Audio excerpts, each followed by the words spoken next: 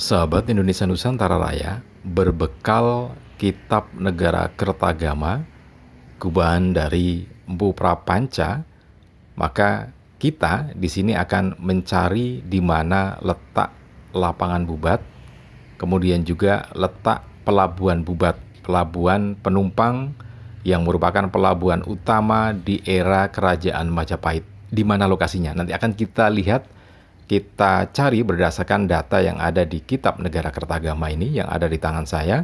Kemudian juga dengan Kidung Sunda, kemudian juga dengan Prasasti Canggu atau Prasasti Trowulan I. Tiga bukti artefak sejarah itu akan kita lihat di mana letak Bubat itu, baik lapangan Bubat maupun pelabuhan Bubat. Oke, untuk Anda yang baru saja bergabung, jangan lupa tekan tombol subscribe terlebih dahulu, kemudian juga tekan tombol loncengnya, supaya nanti kalau kita update informasi atau video terbaru, maka Anda akan mendapatkan notifikasinya terlebih dahulu ya. Dan supaya kita bisa lebih semangat lagi untuk menghadirkan video-video yang terkait dengan sejarah Nusantara Indonesia Raya ini. Jangan lupa juga tekan tombol like, kemudian share video ini ke teman-teman Anda, ke kolega Anda. Siapa tahu mereka ingin atau senang dengan informasi semacam ini. Berarti kita semua sudah sodako informasi. Oke, jadi saat ini saya berada di utara Sungai Brantas. Jadi di utara Sungai Brantas di Kabupaten Mojokerto, Jawa Timur ya. Nah, ini di utara Sungai Brantas ini lokasinya saya di Kecamatan Gedek, sementara yang di depan sana, di seberang itu ya, di seberang sungai itu kan ada daratan itu. Nah, itu sudah masuk wilayah Tempuran ya, agak ke sana masuk wilayah Tempuran. Meskipun di sana memang ada wilayah Jombang dan Mojokerto juga, tapi di seberang sana itu wilayah Tempuran. Nah, berdasarkan data kalau kita membaca dari Kitab Negara Kertagama tentang Bubat itu ya. Jadi acuan kita ini berkaitan dengan Kitab Negara Kertagama, ditulis Empu Prapanca, kemudian terdiri dari beberapa pupuh. Nah, yang bercerita tentang Bubat itu adalah pupuh ke-86 ya. Pupuh ke-86 sampai pupuh 87, ada beberapa baris. Nah, baris yang melihat kondisi lokasi dari Bubat itu disebutkan di sini oleh Empu Prapanca di baris ke-339, pupuh 86. Bubat adalah lapangan yang amat luas, lebar, dan rata. Dari tengah-tengah, satu krosa membentang ke timur, maka sampai di jalan raya.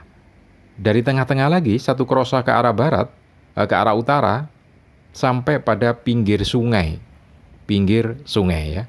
Nah, dikelilingi oleh tempat-tempat perumahan para menteri penuh berkelompok-kelompok. Nah, itu lokasinya. Nah, sementara kalau baris yang lainnya itu bercerita tentang kondisi dan apa saja yang dilakukan di Bubat gitu ya. Nah, kalau mengacu pada itu maka memang benar. Jadi karena lokasi yang di depan saya itu di Tempuran itu berdasarkan Kitab Negara Kertagama tadi benar berada di utara Trowulan. Jadi sekitar kalau ditarik garis lurus ya dari tempat saya berdiri ini ke arah selatan sana itu adalah Istana Majapahit di Trowulan. Jadi pas lurus itu 8 sampai 10 kilo. Nah, ini adalah pintu keluar tol exit dari Surabaya ya. Dari Surabaya ke arah Jombang, tapi ini di Mojokerto kota. Nah, keluar ini di daerah Gedek.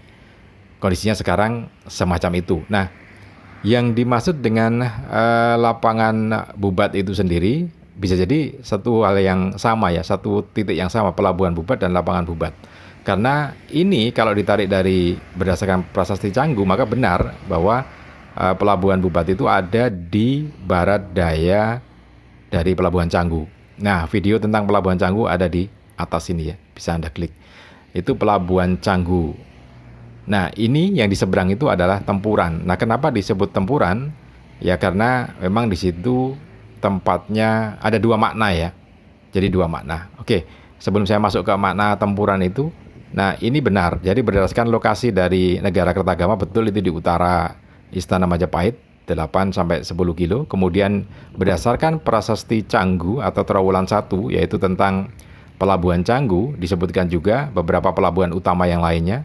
Selain Pelabuhan Canggu ada Pelabuhan Terung, kemudian juga ada Pelabuhan Bubat. Nah, di sini nih arahnya sudah persis seperti ini ya, di depan saya itu. Nah, kemudian sekarang namanya bukan Bubat.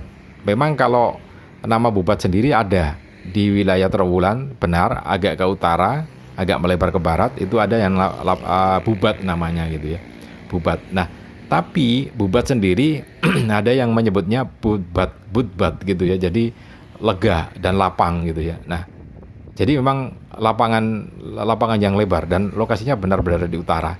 Kemudian berdasarkan Kidung Sunda, Bubat itu ada di pinggir sungai. Jadi ya mengacu pada pelabuhan Bubat sebagai pelabuhan penumpang ya. Nah, ini berdasarkan catatan-catatan lokasinya benar ada di wilayah ini. Nah, Tempuran sendiri, kenapa muncul nama Tempuran saat ini ya? Jadi ini memang benar di wilayah Mojokerto, kemudian namanya adalah Tempuran. Nah, ada dua makna. Jadi di dalam negara Kertagama itu dituliskan juga bahwa di lapangan Bubat itulah tempat Baginda Raja Hyang Wuruk mengadakan berbagai acara untuk kesenangan masyarakat gitu ya. Di antara acara-acaranya itu adalah perang-perangan gitu ya.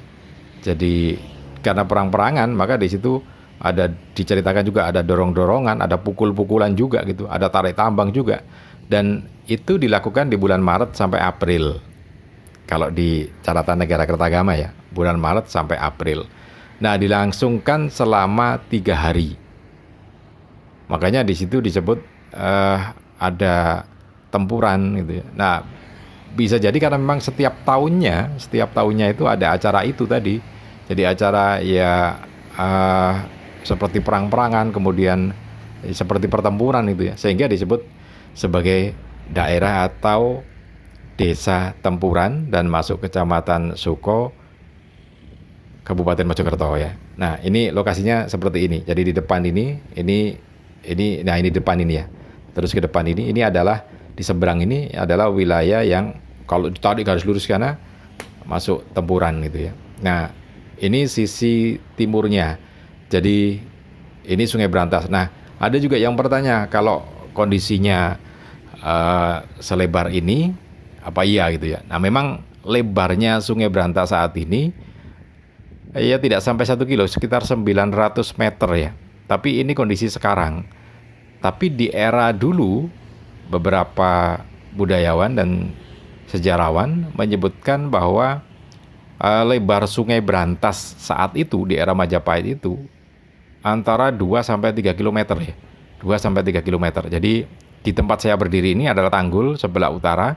Maka kalau berdasarkan ukuran 2 sampai 3 km itu maka ditarik ke selatan sana sekitar 1 kilo, ke arah utara 1 kilo. Jadi 3 kilo gitu ya. Dan itu masuk ke Tempuran. Nah, ini adalah sisi baratnya. Jadi sisi baratnya kita akan menemukan jembatan Belanda ya, jembatan Belanda ini. Nah, di sisi selatannya kalau kita lihat panoramanya memang cukup bagus ya. Jadi pagi seperti ini ketika suasana atau cuacanya cerah kita akan bisa melihat Gunung Semeru yang sebelah kiri itu disaput awan itu ya. Itu Gunung Semeru kelihatan dari sini. Kemudian yang sebelah kanan ini agak tinggi, agak lebar juga. Ini adalah deretan Gunung Arjuno, kemudian di bawahnya itu ada Gunung Penanggungan tapi tidak terlalu kelihatan ya karena memang kalah tinggi dengan Gunung Arjuno ini. Kemudian ada Gunung Welirang juga. Nah, sehingga seperti seolah-olah putri tidur, deretan putri tidur ya. Nah, ini kita lihat. Jadi memang kalau bisa dibayangkan waktu itu maka di sini tempat pelabuhan Bubat itu ya juga lapangan. Artinya memang seperti lapangan yang cukup besar membentang dari selatan sampai ke pinggir sungai. Kemudian yang namanya pelabuhan karena kan ada dermaganya, kemudian juga ke arah masuk ke dalam kota raja di Trowulan sana menggunakan kanal-kanal yang dibangun oleh kerajaan Majapahit waktu itu. Jadi kapal besarnya nyampe di sini, menurunkan penumpang, kemudian ke arah selatan. Nah, seperti dalam Kidung Sunda bahwa Bubat adalah pelabuhan yang tempat bertemunya para pedagang dan para pembeli ekonomi Majapahit saat itu.